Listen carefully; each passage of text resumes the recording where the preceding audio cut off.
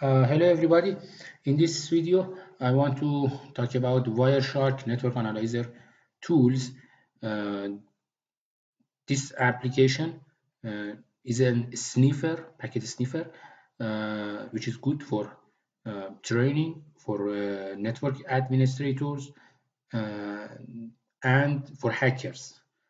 Okay, here I'm installing Windows version of this application. You can use Linux version or Windows version as you wish. Uh, and when you try to install in this application, before installing, you need to install pcap in Linux pcap and in Windows WinPcap file application before installing this application, before using this application. Okay, after installing Wireshark and WinPcap on Windows, you need to run this application as an administrator, and you can see a window like this. This is the welcome window of Wireshark, and here you can see a list of my uh, network cards, network adapters. Here I'm right now I'm attaching to the internet via Wi-Fi link. Okay, you can see I'm receiving some packets, I'm sending and receiving some packets here. Okay, so I'm trying to start to start sniff and store packets arriving and departure from this interface. Okay, I'm double click on the interface, and here you can see there are several packets are sending from my network. They are here you can see some information. Let me stop this capturing. Okay, why? Because I'm trying to talk about these items here. This is the time of capture, source address, source IP address, destination IP address, the protocol, TCP, UDP, length of the packet, and other information. For example, this one is a TCP packet. It's an acknowledge with sequence number 1 and acknowledge number 4353, and window size 9577 with length 0. And you can see several other packets here. You can move on them right here. Okay, you can, for example, during the packet capturing, you can start to visit some websites or some other you can start some other applications, and then you can see the send and received information and packets here. In this section, in the center of this window, you can see, for example, I'm selecting this packet. Okay, you can double click on this packet and see the results here, or you can watch them here. There's no difference between them. In this, for example, in this frame or packet, in layer 2, you can see this information from layer 2.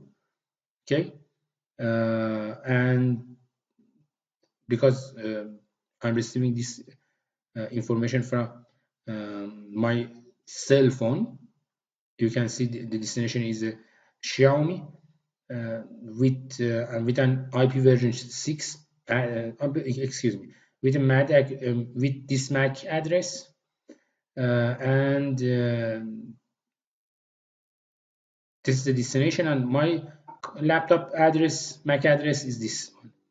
Okay, the packets are sending and receiving through IP version 4, and here in this part you can see different details in layer 3.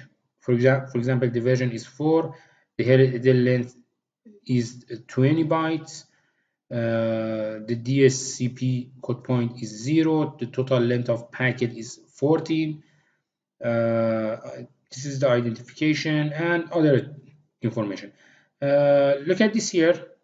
When I'm choosing each of these fields, you can see something is changed here. This is the raw data of IP packet header of an IP packet. Okay.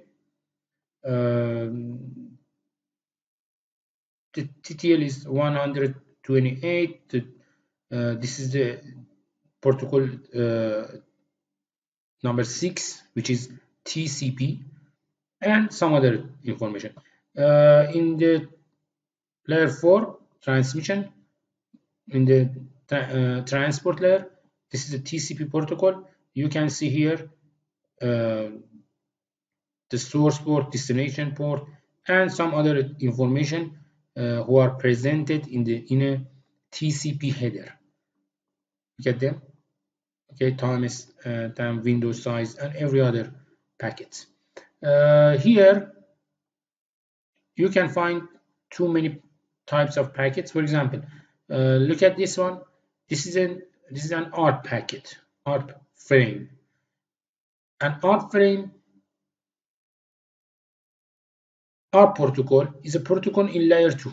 So if you look on this section here, you can just see the information comes from layer 2. We have not layer 3, layer 4, and layer 5 here because our protocol is running on layer 2. Look at this. Just you have information comes from layer 2. And this is an ARP request.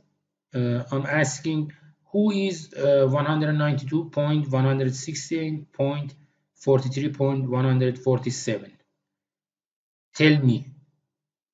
Okay, and this is the answer. This IP address is for a system with this MAC address. It's presented here. This is an IP response, ARP response. This is an ARP request, and this one is an ARP reply or response of ARP protocol. Okay. Okay, let me start again. I can continue without saving or with saving. Okay, let me do something here, and for example, opening another web pages and something like this. And okay, I'm coming back here. Look at this one here. You can find different packets that are sending and receiving. For example, here I can apply some filters. You can find the filters on the web. Okay, but on the Wireshark website, official website of the Wireshark. For example, I'm looking for HTTP protocols. Okay, HTTP. So just like oh, I don't know why it's here. Okay, HTTP. I'm looking for this. What just for these packets? Packets comes from protocol HTTP. And look at this one. All of these packets are HTTP protocol, HTTP packets, HTTP requests and responses. And this is an application layer protocol. So if I look on this section here, look at this. I can receive the information from layer 5. You can see all of those information, keep alive or something else, everything. And here, look at this. This information here, presented here, are repeated in the bottom of this window. Okay, you can use this information. For example, if you are in a website which the information sent from that website are are not secured, are not encrypted. For example, you can find a password, a username and password easily. You just using this application. Just look for interesting information in this part here. Okay, one more thing. When we start to capture, we have some options here. Let me stop. We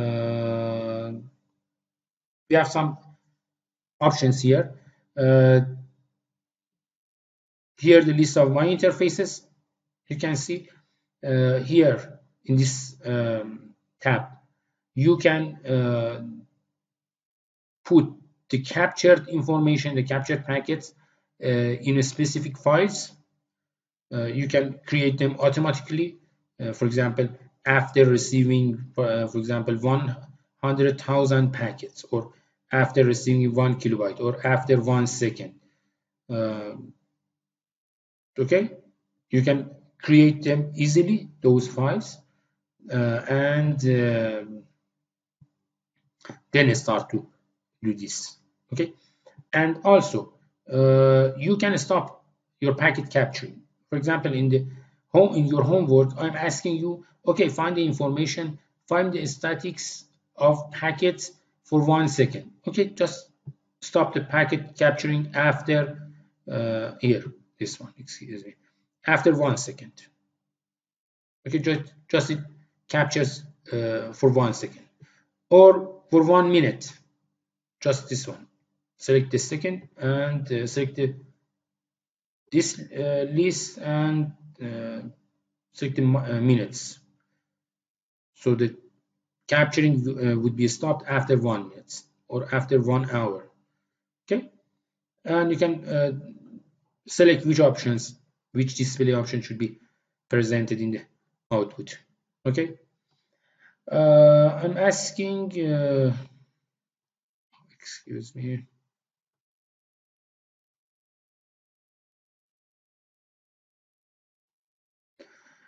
I'm asking you to find some statistics. Look at this one.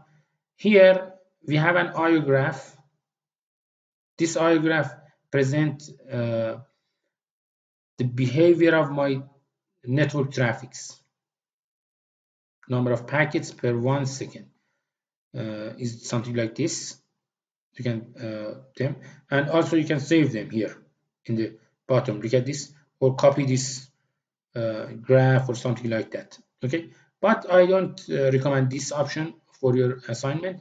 Instead of that, I think this option, packet length, it's a better option. Here, look at this one.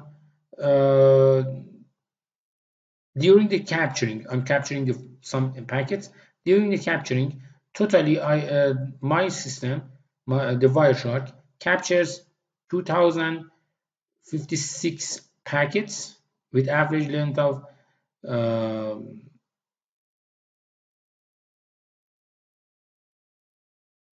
444.14